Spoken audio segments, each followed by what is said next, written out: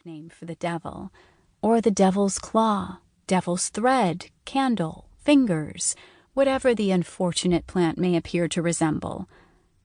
But not all plants are so blatant in their malignant natures, and these hidden dangers can make them just as lethal as their better-labeled cousins. Many gardeners have fallen foul of the cyanide fumes given off by laurel clippings being transported in a vehicle, and even the innocent-seeming potato and tomato, both common crop foods, can cause serious illness. Many of the plants that we encounter in our daily lives are, to some extent, toxic or otherwise harmful in some regard. Amongst the approximated 20,000 species of seed plants native to or naturalized in the United States, approximately 700 of these are known to have toxic characteristics. And elsewhere in the world, the number is higher still. Perhaps it is our fault that we persist in coming into contact with plants that can kill. These toxic components have evolved out of a need to protect against consumption, after all, and yet we continue to consume, developing newer and more elaborate ways to avoid the unpleasant effects which are designed to stop us. Many popular starchy root plants, for example, contain cytogenetic glycosides, which can be deadly if the roots aren't soaked, then drained, then soaked again multiple times over several days before grinding into flour. Some we don't even bother to process before eating. Many people freely eat chili peppers, even enjoying the burning sensation, unaware that they are a close relative of the deadly nightshade. Venomous animals and insects have their bright colors to warn predators of their dangers, but many plants rely on a bitter taste or a sharp sting instead. And for those too slow to take the hint, poison is a more effective and usually more permanent solution. But poisonous does not always mean deadly.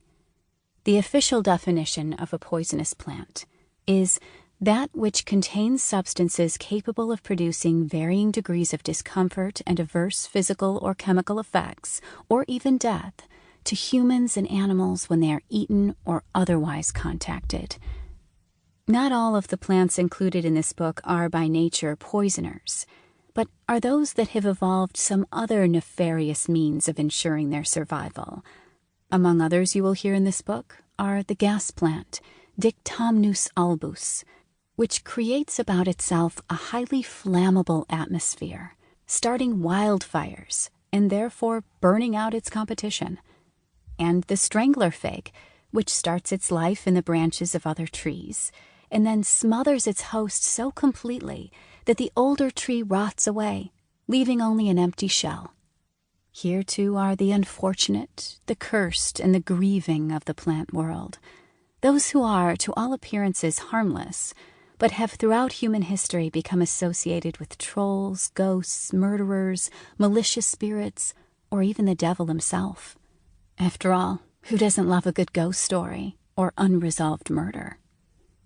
The association between plants and the supernatural is long entangled, and our reliance on the provisions of the earth and our fear of its dangers is still a strong instinctive calling.